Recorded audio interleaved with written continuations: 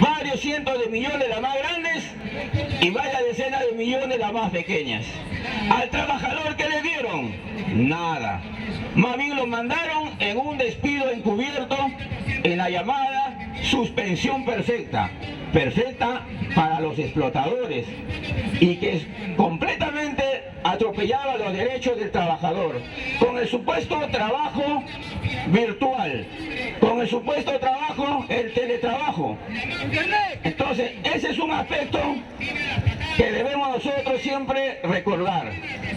Ahora, ¿por qué los gobiernos de Vizcarra y Sagasti supuestamente fueron más populares que el gobierno de Pedro Castillo?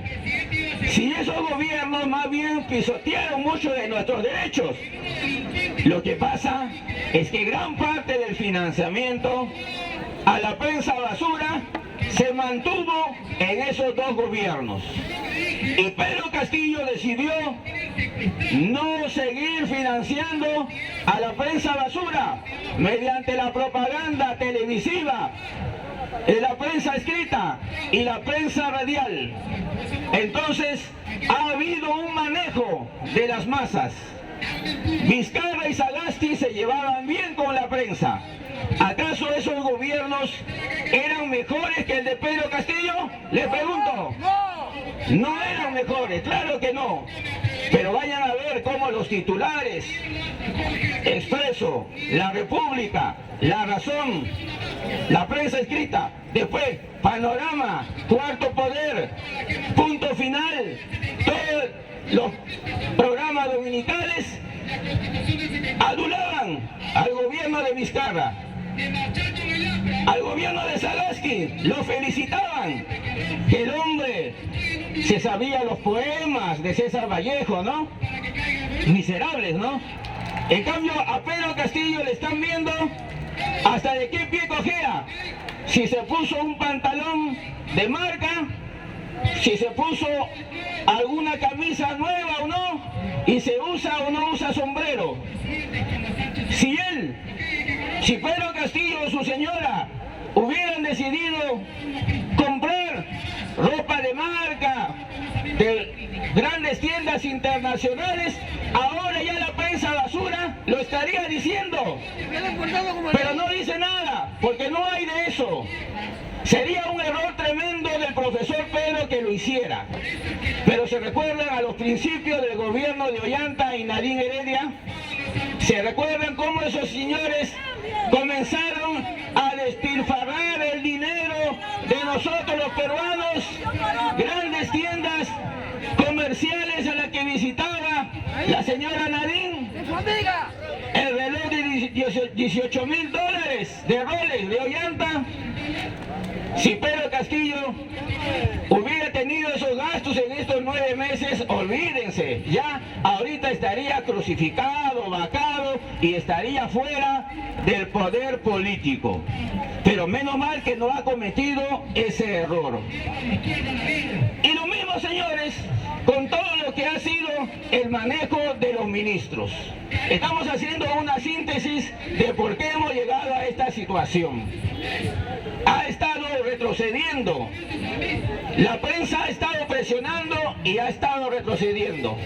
Puso un ministro, el ministro de Trabajo, que no, que es de Sendero, que ayacuchano, que participó en atentados, retrocedió.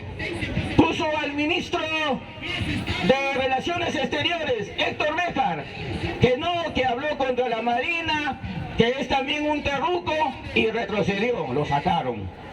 Pero ahora ya aprendió. Pedro Castillo hoy ha decidido ya no retroceder. Ya aprendió que así ponga a la madrecita Teresa de Calcuta, igual la prensa basura lo va a crucificar. Eso ya entendió Pedro Castillo. Y es por eso que ahora está resistiendo más tiempo el último gabinete ministerial. Aníbal Torres pone ejemplos a Hitler, a Carlos Marx, y a buena hora que ponga esos ejemplos, porque son maestros de la política. Otra cosa será que estemos de acuerdo con sus ideas, pero nadie puede negar que son sabios de la política mundial. Y acá tenemos sus obras. Sin embargo, la prensa basura se escandaliza. Que porque mencionó a Hitler, que porque menciona a Carlos Marx, Vladimir Cerrón, con el cual no tenemos casi ningún contacto acá en el Ágora, por ejemplo, habló hace poco sobre la teoría marxista, la necesidad de conquistar el poder político, la necesidad de conquistar y vencer en la lucha ideológica, o sea, la lucha de ideas, y la necesidad de ganar en la lucha económica. Pero ¿para qué dijo eso? Basta que haya dicho eso, se la juraron a Vladimir Cerrón. Que no, que lo que quieren es una dictadura, que quieren convertirnos en Cuba, Venezuela. Claro. Imagínense, ¿no? Y simplemente Vladimir Cerrón estaba dando clases en sus charlas que realiza su capacitación de su escuela ideológica, de su partido llamado Perú Libre. Eso era. Pero la prensa basura se agarra de medio minuto de declaración de Cerrón para ponerlo en todos los canales como la gran amenaza a la democracia. ¿Ustedes, señores, de verdad creen que estamos ante el peligro de una dictadura totalitaria, disque comunista, que lo va a encabezar Vladimir Cerrón? ¿Ustedes de verdad creen eso, sí o no? Claro, es que yo sé, nosotros sabemos que ustedes leen, estudian, analizan, pero es que la prensa que nos rodea, la prensa asquerosa, dice todos los días el comunismo, el peligro del comunismo, el peligro del comunismo. ¿Sabrán realmente lo que es el comunismo? ¿Sabrán realmente lo que es el socialismo? ¿Sabrán realmente lo que está sucediendo en Cuba, Venezuela, Nicaragua y los otros gobiernos de izquierda sobre la presencia del nuevo presidente de Chile, Gabriel Boric? ¿Sabrán realmente qué es el comunismo? Entonces tenemos que decirle que no. Comunismo simplemente es sistema económico donde no hay clases sociales, no hay Estado, no hay dinero. Ese es el comunismo. Y se acabó, punto. ¿Hay algún país que sea comunista ahora? No hay. ¿Qué es el socialismo? El socialismo es cuando una clase social, que es la clase de los productores de la riqueza, toma el aparato del Estado y comienza a manejar todas las instituciones. Un gobierno obrero y un gobierno que va caminando hacia la desaparición de las clases sociales. Pregunto, ¿hay algún gobierno socialista en estos momentos en el planeta? No hay, dice la mayoría. Sin embargo, esto es un tema polémico, porque algunos consideran que Cuba actualmente sí es socialista. Otros decimos que no. Porque para que sea un país socialista, tiene que haber por lo menos una periferia de unos 20, 30 países que lo acompañen en su socialismo, por lo menos. Como fue la época de la Unión Soviética. ¿Unión Soviética estaba solita? No estaba solita. La Unión Soviética tenía a todos los países de Europa del Este, estaba Polonia, Rumanía, Yugoslavia. Para el otro lado, ¿quiénes estaba? Estaba China, estaba Vietnam, de la periferia socialista. En Sudamérica también tenía en su momento aliado la Unión Soviética. Obviamente era Cuba. Y todos los países en la región. En el gobierno del general Juan Velasco Alvarado, Juan Velasco Alvarado era aliado de la Unión Soviética o enemigo de la Unión Soviética. Era un aliado. ¿De dónde creen que han venido esos aviones que hasta ahorita lo tenemos en la FAP?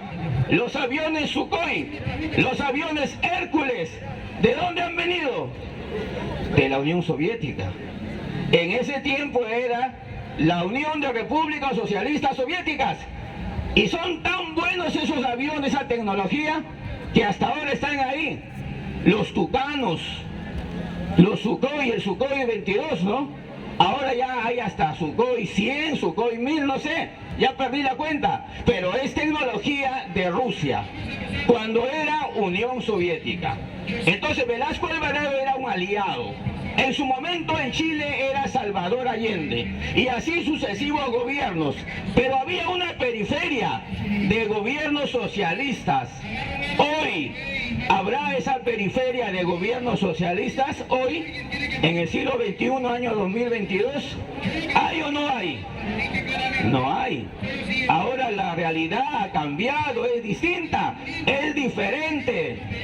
Y no podemos decir que exista el socialismo tal como está, al menos en los principios teóricos.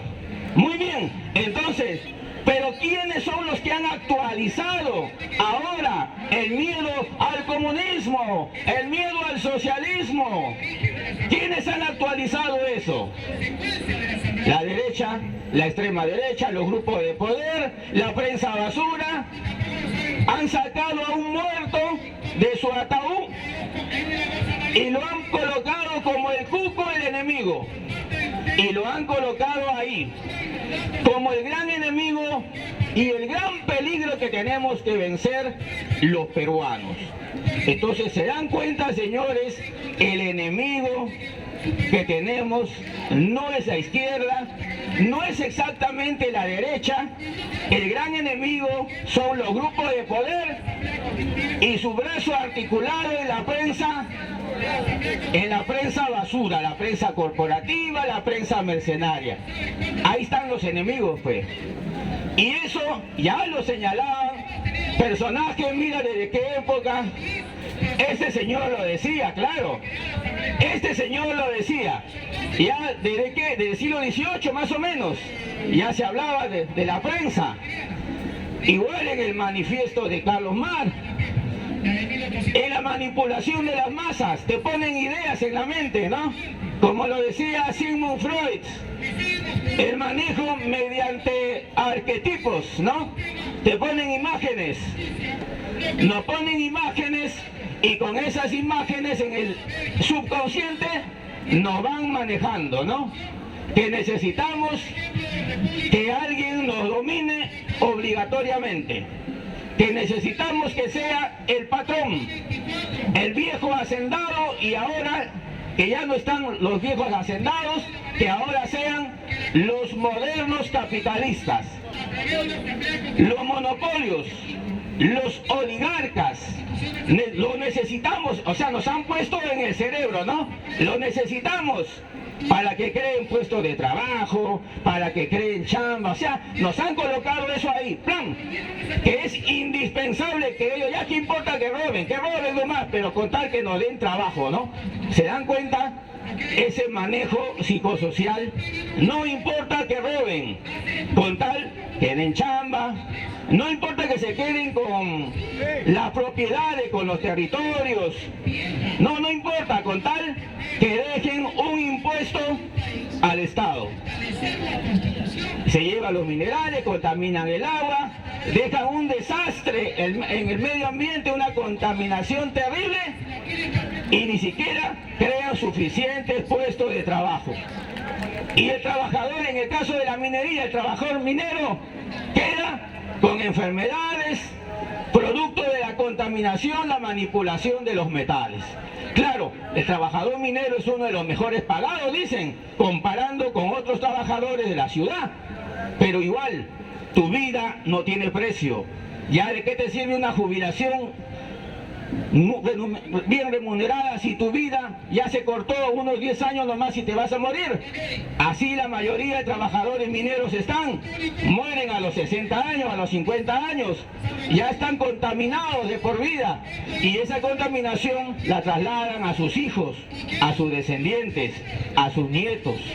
Entonces, ¿vale la pena esa muerte en vida producto de grandes cantidades de explotación de minerales por un residuo de impuesto que ahora se demuestra tampoco queda en las arcas del Estado peruano? Señores, si se dan cuenta, vamos enumerando que efectivamente gran parte de todas esas cosas tiene que ver con la constitución política.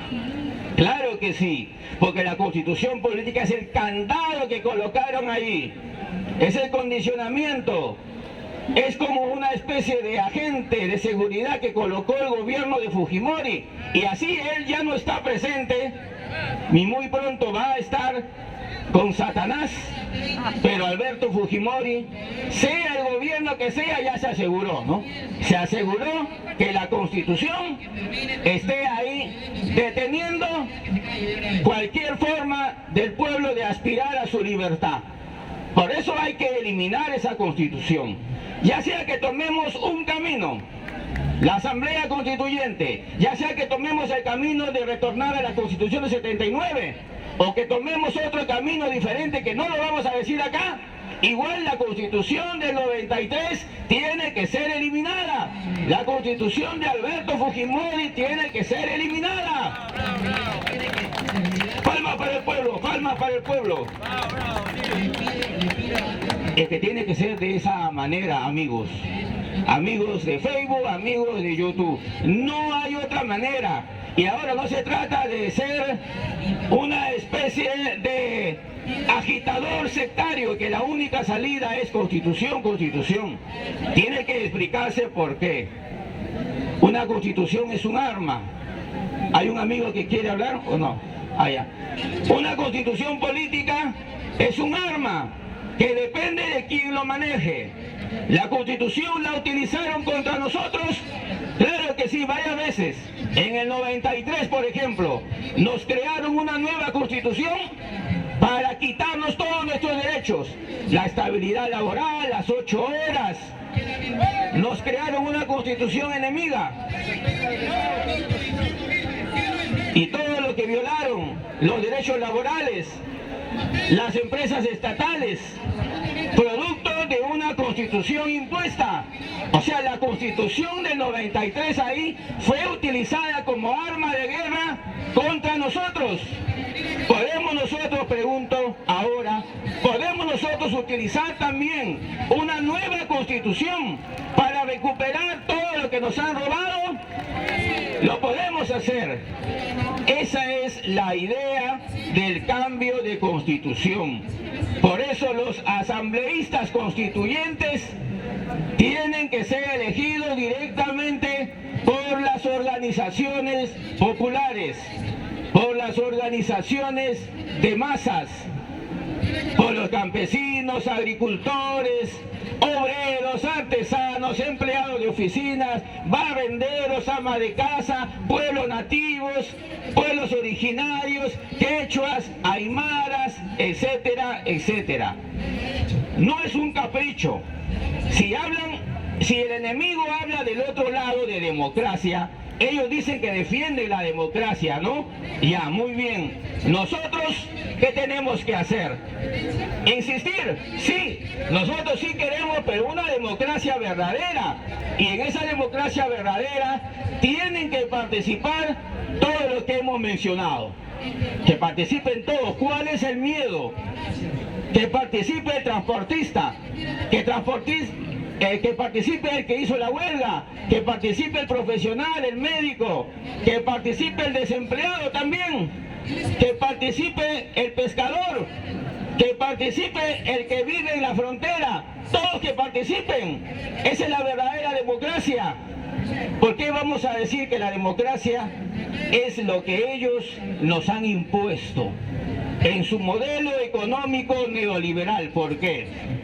Nosotros tenemos que recrear la democracia y convertir esta democracia representativa, donde se elige a una autoridad cada 5 años, cada 4 años, ya.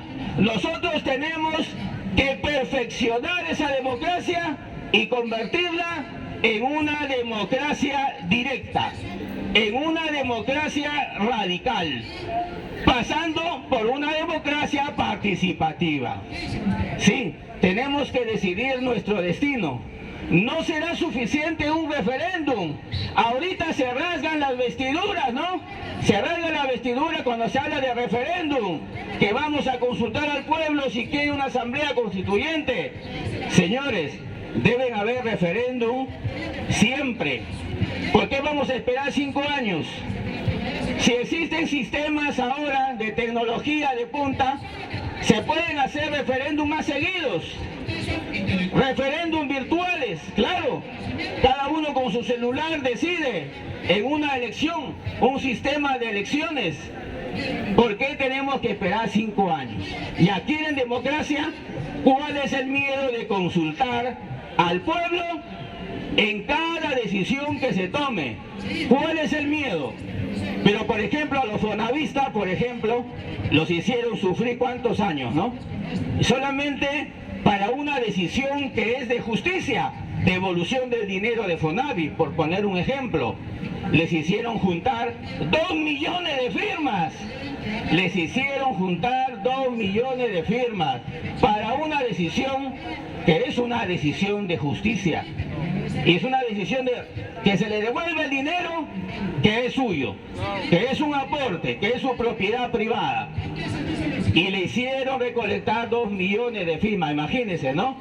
Para una decisión justa. Entonces, esta democracia actual ya no sirve tal como está. Necesita ser perfeccionada a un grado máximo. Se le puede llamar democracia directa, se le puede llamar democracia participativa, llámelo como le quiera llamar. Le podemos llamar también democracia radical. Sería lo más adecuado, si realmente lo vamos a hacer radical. Señores, y para ir finalizando, todo eso lo explicamos acá en obras de investigación. Ese proceso de perfeccionamiento de la democracia está explicado. No lo hemos inventado nosotros, solamente lo estamos actualizando en base a la realidad de Perú. Pero son cosas que ya se encuentran en documentos extensos. Parte de esos materiales es lo que hemos mostrado hoy día aquí. El tema de la política, la lucha de clases, los principios elementales de filosofía, el tema de la constitución política, el contenido de la nueva constitución, la historia del Tahuantinsuyo. Son documentos que necesitamos explorar para poder aprender de ello y poder saber qué queremos en una constitución, en una carta magna que ya no va a salir de los caviares, los fujimoristas, no, sino que va a salir de nosotros. Una constitución de los pueblos, que es lo que aquí estamos remarcando. Una constitución que por primera vez va a salir del mismo pueblo. Gracias, señores, por su atención.